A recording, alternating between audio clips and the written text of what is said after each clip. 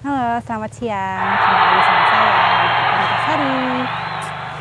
Oke, pada kesempatan video kali ini saya akan sedikit berbagi informasi tentang PKH dan BPNT. Nah, selama ini kan banyak sekali ya masyarakat yang bertanya-tanya, sebenarnya apa sih hubungan dari PKH dan BPNT itu?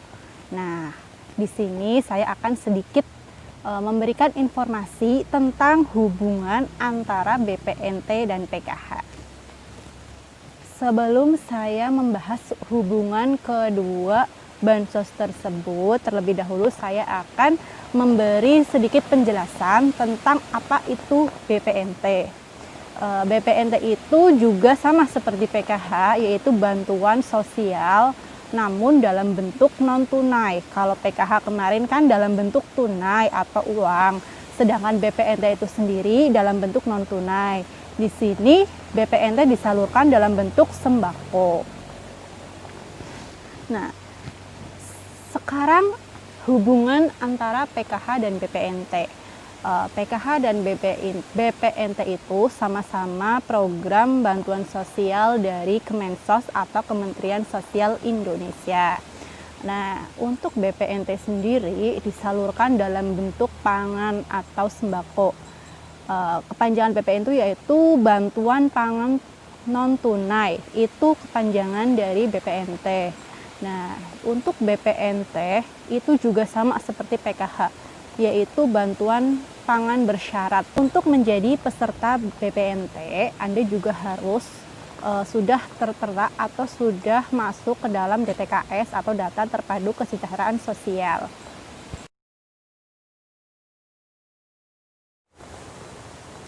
Nah, sekarang hubungan antara PKH dan BPNT.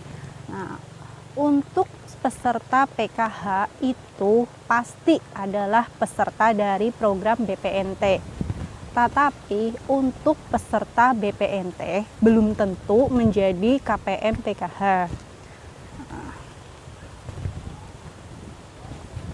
Nah, jadi banyak yang menyebutkan kan untuk KPM PKH itu double dengan BPNT. Apakah benar seperti itu? Jawabannya tidak.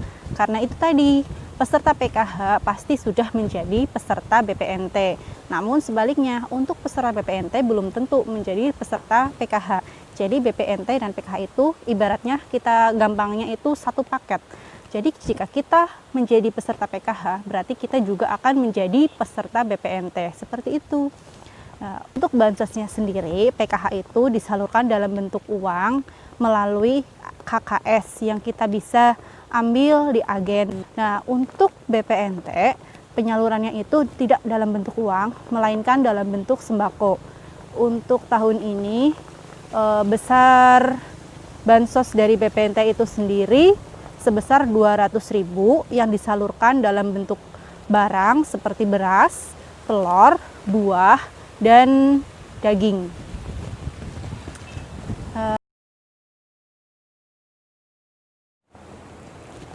Nah, kalau untuk menjadi seorang peserta PKH atau pengurus PKH, kita harus memiliki komponen atau kriteria ya. Di antaranya dari kemarin yang pernah saya jelaskan itu ada kriteria kesehatan, yaitu dalam suatu keluarga minimal harus ada ibu hamil ataupun anak usia dini, ataupun dari komponen pendidikan, anak SD, SMP, dan SMA. Dan untuk komponen kesejahteraan sosial itu harus ada lansia ataupun penyandang disabilitas berat.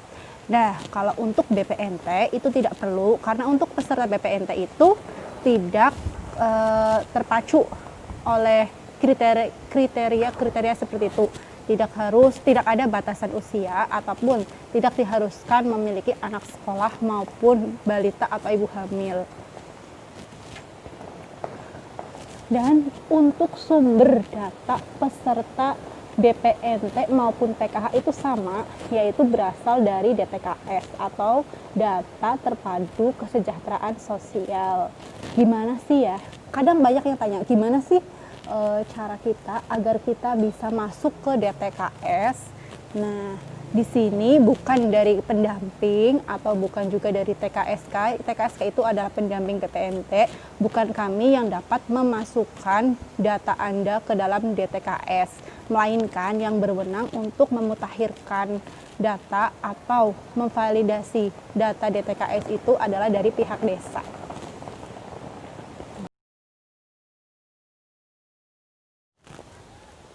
Nah, di bulan Juli Agustus ini banyak banget kasus teman-teman.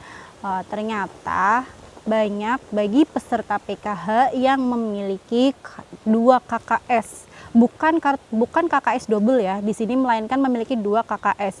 Ini rata-rata yang kepesertaan pada tahun 2018.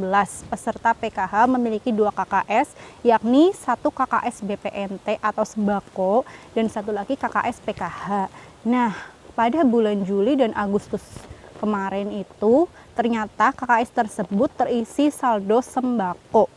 Ya, dua-duanya jadi terisi sembako. KKS PKH yang biasanya hanya untuk menarik bansos atau mencairkan bansos uang tunai PKH juga terisi saldo BPNT. Nah, sekarang gimana sih cara mengatasi masalah ini? Nah, mari kita para KPM PKH mari kita bersikap bijak, mari kita mawas diri, jangan kita tergiur oleh bansos yang saldonya berlebih.